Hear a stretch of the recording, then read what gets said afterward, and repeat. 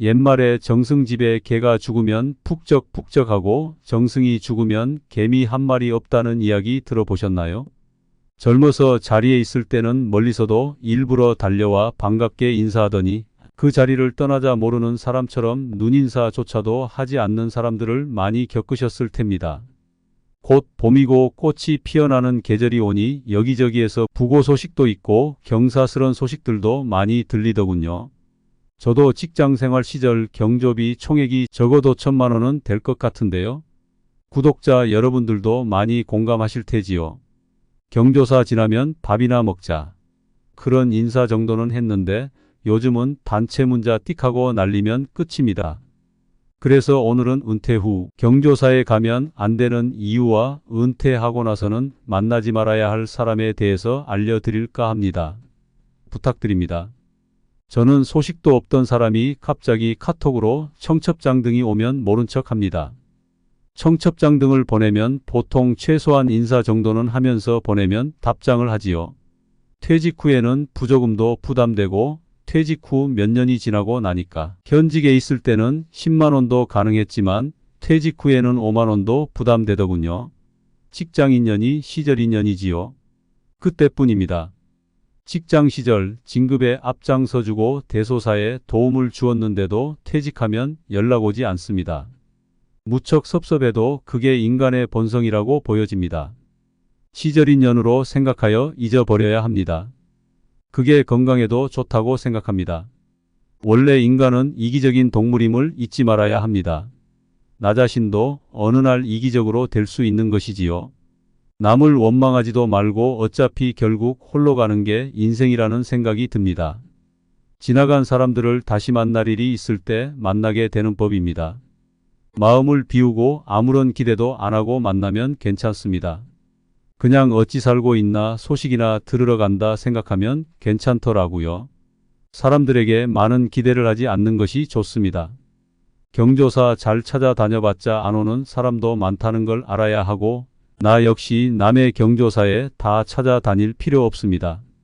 이런 허례의식으로 결론은 장례식장이나 결혼식장만 돈을 버는 구조라는 생각이 들더라고요.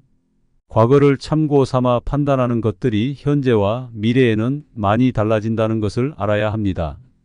시간이 지나면 믿음도 가치관도 변한다는 것을 알아야 합니다. 요즘 결혼식 축의금은 밥값을 기준으로 내면 큰 무리가 없습니다. 축의금으로 10만 원 이상 내기가 부담되면 5만 원만 하고 가지 않는 게 예의지요.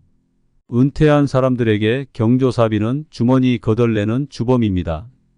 법정 정년과 무관하게 평균 퇴직 연령이 49세인데 50대 중반부터 자녀 결혼과 부모 별세로 경조사비 지출이 몰리지요. 수입이 줄어도 경조사비 줄이기는 쉽지 않습니다.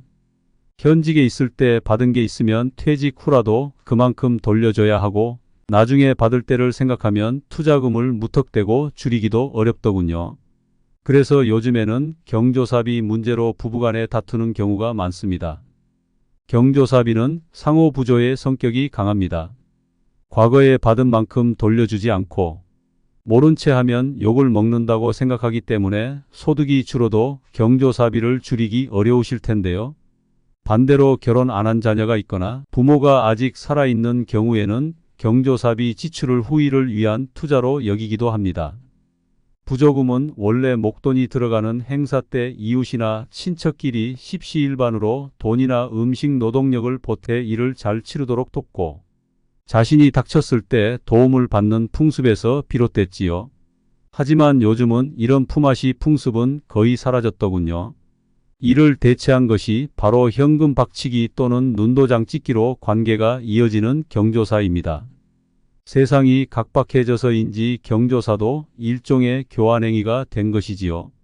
현직에서 물러난 후 자녀가 결혼을 하거나 상을 당했을 때 지금껏 갖다 바쳤던 경조비를 모두 수확하겠다는 생각은 아예 접는 게 좋습니다. 나부터 솔선해 적게 주고 적게 받는 선순환의 고리를 만드는 것이 좋답니다. 경조사 소식이 세금고지서처럼 느껴지거나 노후 은퇴자의 정신적 경제적 부담을 가중시키는 현실은 분명 잘못된 것입니다. 구독자 여러분들 중에서도 따스한 봄날, 주말 동안 가족과 함께 여행이라도 다녀오고 싶지만 마치 밀린 빛 독촉하듯 꼬박꼬박 빠지지 않는 예식 쫓아다니느라 올봄도 어영부영 흘려보내시는 분들이 계실 텐니다. 얇아지는 지갑과 함께 가슴도 휑해지는 시기일 텐데요. 봄, 가을에 집중되는 예식에서부터 때를 가리지 않고 날아드는 부음, 게다가 지인들의 돌잔치의 환갑, 칠순까지 챙기려면 빠듯한 월급쟁이 수입으로는 가랑이가 찢어질 수준이실 텐니다. 정말 친한 사람이 아니라면 경조사는 과감히 외면하셔야 합니다. 그래서 나이 들어 은퇴하고 만나지 말아야 할 사람을 잘 구별할 줄 아셔야 하는 것도 이유 중 하나입니다. 경조사비를 아끼는 시작일 텐니다. 억지로 만날 바엔 차라리 혼자가 나은 것이지요. 예전에는 일단 만나보고 아니다 싶으면 안 만났지만 만날 사람과 안 만날 사람을 구분해서 안 만날 사람은 안 보는 게 낫습니다. 나와 맞지 않는 사람은 아무리 오래 봐도 친해지지 않는다는 말입니다. 첫째, 매사에 부정적인 사람입니다. 남 안 되는 것을 무지하게 좋아하는 사람입니다. 상황도 늘 부정적으로 보지요. 일을 시작한다고 그 사람에게 말하면 일단 안 되는 전부터 찾아내서 말하는 부류입니다. 자신에게 기운 주며 열심히 추스르기도 힘든데 거기다 대고 힘 빠지는 얘기만 잔뜩 하는 사람들입니다. 부정적인 사람은 자신의 부정적인 면을 상대에게 전염시켜야 자기가 만족하는 사람이 많더군요. 부정적인 사람은 만나지 말아야 한다. 물귀신 같은 사람들입니다. 이런 사람들에게 내 아까운 경조비를 낭비할 수는 없습니다. 둘째는 남 얘기만 하는 사람입니다. 자기 얘기가 없는 사람입니다.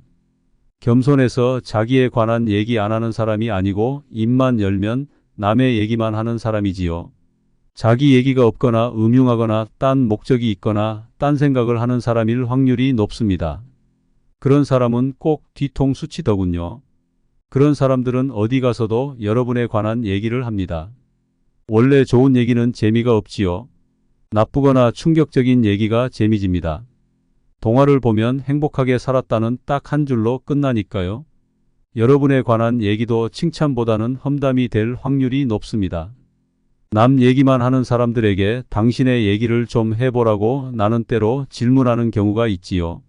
인터넷에서 본 얘기 말고 아는 사람 말고. 그러면 자기 얘기는 잘하지 못하더군요. 자신을 숨기는 사람은 모든 게 거짓입니다.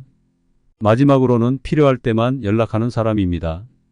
구독자 여러분들 주위에도 언제나 필요할 때만 연락하고 나타나는 사람들이 있으실 텐데요. 정작 내가 그 사람이 필요할 때 자리에 없을 확률이 높습니다. 이런 사람은 모든 인간관계를 거래로 봅니다. 경조사에 열심히 참석해도 내 경조사에는 코빼기도 안 보일 확률이 매우 높지요. 이런 사람들에게는 덕분에가 없습니다. 남에게 입은 은덕을 저버리고 배신하는 배은망덕한 태도를 가진 사람에게는 나중에 다른 사람에게도 버림받지요. 이보다는 나에게 에너지도 주고 스트레스도 풀어주는 사람을 만나세요. 정신 건강에도 좋고 신체 건강에도 좋습니다. 오늘은 은퇴 후 경조사에 가면 안 되는 이유와 은퇴하고 나서는 만나지 말아야 할 사람에 대해서 알려드렸는데요. 구독, 좋아요 해주시면 감사드립니다.